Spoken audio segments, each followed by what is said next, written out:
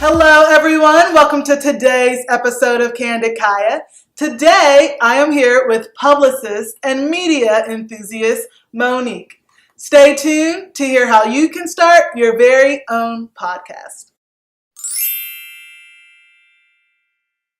So, hello, Monique. Hello, how are you? Great, thank you for asking. Can you start by letting the viewers know a little bit about yourself? Well, hello everybody. My name is Monique Mitchell. I am from Miami, Florida originally, and I live right here in Atlanta, Georgia. By day, I am a junior publicist for a major television network.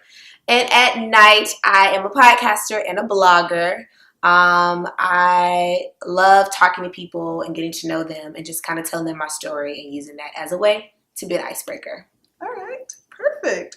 All right, so as you mentioned, you have a podcast. Mm-hmm.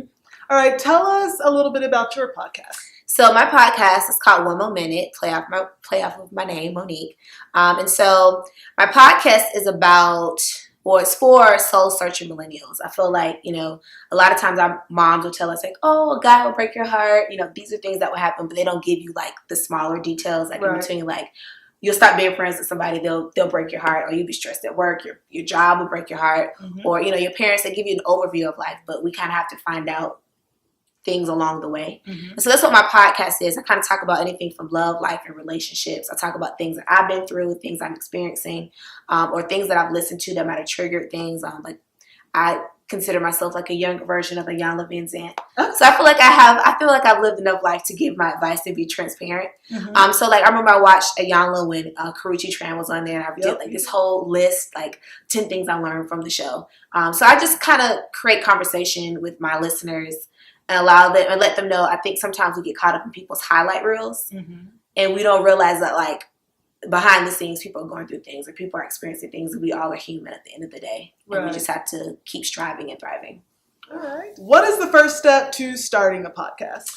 Well, the first step to starting a podcast, I think, is just actually doing it and making it happen. Another part of starting a podcast is trying to figure out what you want to talk about. I feel like right now, podcasts, that whole lane is kind of oversaturated. So you want to make sure that you're contributing to the conversation. What can you bring to the table that nobody else is doing? Of course, you have people like The Read. They talk about anything from like politics. They talk about pop culture. Then you have other podcasts. I can't think of any right now, but things that like talk about like financial stuff, or talk about, people's passions.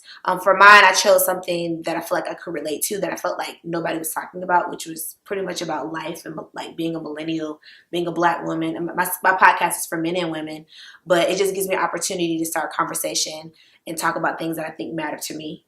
The other part is just figuring out what you want to invest your time in terms of how much time you're going to commit to it. If you want to do something, you want to commit an hour to it. How long do you want your podcast to be? Do you want to have a certain day? Like for me, my name is Monique, as I mentioned earlier. So I wanted to do something that was easy. And my nickname in college was Mo Mitch. So I came with Mo Mitch Mondays. Okay. So every Monday, people know to look for One More Minute because I do it every Monday. So I did something. You want to play with your marketing, your PR. You also want to make sure that your stuff looks the same. So just invest in, figuring out how to do graphics on your cell phone or doing it on WordPress. I mean, it just depends on what you want to do. But I think those are the first steps. The first step is actually doing it, figuring out what you want to talk about, how can you contribute to the conversation, and from there, creating your podcast. All right. So going back to the name that you selected for your podcast, how important is it to have a good name and also good cover art? I think it's all about the name. I grew up on Moesha. I loved Moesha. And she had her show on Moesha. She had like a little new show. It's called One More Minute. And I was just like, my name is really Monique. Her name is Brittany. So I remember that since I was like an 8-year-old. And so I was like, when I get my own show, I'm going to name my show One More Minute. And so that's what I did. And so I actually created my name. I created my podcast. I have a blog with my sorority sister. It's called the Single Black Female Project. Okay. And so in the Single Black Female Project, we talked about love, life, and relationships, and being a single Black woman, a millennial woman like today. I'm basically celebrating, womanhood and just growth. And so I created my podcast out of boredom one day. I was like bored in my room, and I was like, I need to blog, but I don't feel like blogging. So I just kind of feel like talking. And I just created the podcast. And I was like, what would the name be? Came up with One More Minute. Thought that was catchy. And so over time, I think when anytime you're doing anything with a podcast or a blog or any type of business venture, you kind of learn along the way. Mm-hmm. And so with the cover art, I think the cover art is important because it should, represent what you're talking about, but it should also represent you. So for me, I have two sets of cover art. I have one where I'm like sitting down. It looks like YouTube font, but it just says 1 more minute. Mm-hmm. Then I have another one where I have like my favorite color is blue. So I want to incorporate my favorite colors, things that are catchy, things that tie you to me. Okay. So clearly you need a good name, mm-hmm. good graphics, but also some equipment. Tell us exactly what items you do need to start a podcast. Well, I'll say for 1 more minute, it's a little unconventional. Okay. I record my podcast on my voice memos on my iPhone. Okay. Which is pretty cool. Record directly into it, upload it to SoundCloud. But I've talked to other people in terms of, wanting to enhance my podcast. The first thing you would need, if you're not going to use your cell phone, would definitely be a microphone. Mm-hmm. They call them a snowball microphone. You can get them on Amazon, on Google. They cost like $42. Something small you can just plug up to your laptop. Mm-hmm. I'm a connoisseur of Mac products. So if you have an iMac, you can use that. If you have a Hewlett Packard or a Dell or whatever kind of PC, you can use that too. Another thing is, it depends on if you want to do interviews with people who aren't sitting in front of you. You want to get a Skype account. Okay. Skype allows you to talk to more than one person at one time. You can record the audio and save it. Okay. You want to get equipment to actually edit your sound, edit your audio files. If you have a MacBook, a good one is a GarageBand. Okay. If you have a PC, you can use Adobe. Okay. And just download the track and edit that. You also want to make sure that you figure out where you want your content to live. Whether you want it on iTunes, SoundCloud, some people use Stitcher. I think those are the main things that you need to start a podcast to get you going. Okay, perfect. So everyone heard that. If you're interested in starting a podcast, don't think you need to have $500 in savings to start it.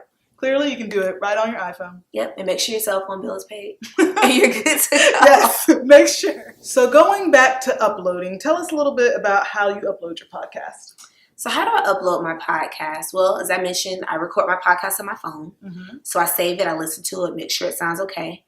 Then from there, I love SoundCloud. I am a huge fan of SoundCloud. I think it's a great platform.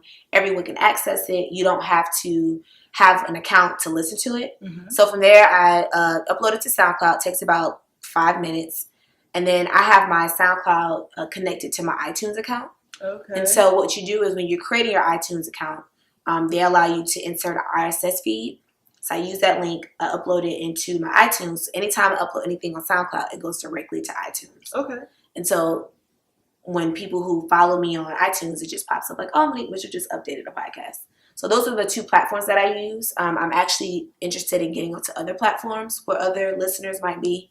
Like Stitcher. I heard Stitcher's a great place. So I'm going to look into that too. So tell me a little bit about why doing a podcast over a YouTube interview. Well, I chose my background is in broadcast journalism. So okay. I've done TV stuff before. I've been a reporter. I've been an anchor. I've done all those things. I felt like a podcast gave me a little bit more freedom. Like, let's say I'm on vacation. Mm-hmm. I can do a podcast in the bathroom. I felt like with YouTube, I had to be done up too much. If my hair not done, then I got to worry about it. Then that becomes like an excuse why I can't do it. Right. But if I'm doing a podcast, I don't have an excuse. I can just go find a quiet room, find a space, and record into it. One of my favorite podcasters, who actually was part of the reason I started a podcast, is Monique. I'm absolutely obsessed with her. Like, she could tell me to jump off a building. I'm going to try to figure out what part of the building I need to jump off of because she's so amazing. But she was like recording her podcast on vacation. She was like, oh, I'm on vacation. I'm, sitting here in front of the ocean, but I'm recording my podcast. I just love the flexibility of it versus YouTube. I feel like YouTube is a lot of pressure. You got to have on some makeup. If you're having a bad day. I mean, most times I sit and do my podcast. I have on my workout clothes or I have my bonnet on. Sometimes I do it at like 5 o'clock in the morning. And I don't have to worry about what I look like. Yeah, it's just setting up equipment. Or setting up equipment, make sure the light is right. It's just making sure that my battery is full on my phone. And that I have internet access. And that's why I like podcasting better than YouTubing. So with podcasting, clearly it's pretty easy with views to monetize off of YouTube. Is it easy to monetize off of a podcast? Oh, absolutely. I always think about like The Read. I mean, they have taken their podcasts to a whole nother level. I mean, they're in the studio, they have advertisements. So with advertisements and promotions comes an opportunity to monetize. That shouldn't be your main reason for doing it. But know that if you keep doing it and you build your audience and you create some type of exposure, monetization is definitely the next step for sure. Okay, perfect. All right, Monique. So now I want to get a little bit of your advice. What are your 3 best steps to starting a successful podcast? The 3 best steps to starting a podcast. I definitely think consistency is one. Okay. Consistency is always key. Even myself, I wasn't always consistent, but when I created Motivational Mondays, I wanted to challenge myself to make sure that I was doing something every week, and I've seen a major difference. So you want to be consistent.